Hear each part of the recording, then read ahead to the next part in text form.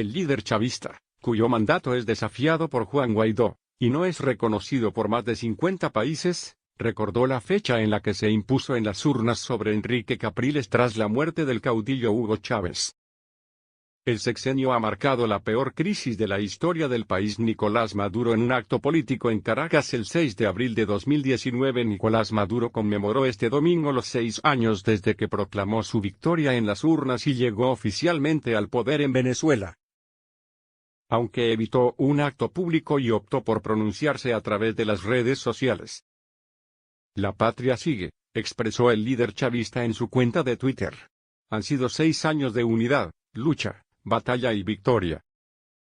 Durante el sexenio gobernado por Maduro, Venezuela entró en la peor crisis económica de su historia, que incluye escasez de alimentos y medicinas, deterioro de los servicios públicos, cierre de miles de empresas, contracción de la economía en más del 50%.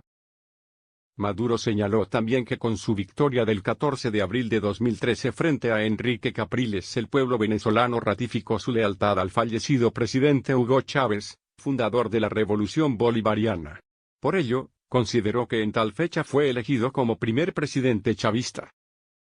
El dictador busca mantenerse en el Palacio de Miraflores por lo menos hasta el 2024, luego de que el año pasado ganara la reelección en unos comicios tachados de fraudulentos por la oposición, que no participó, y por numerosos gobiernos.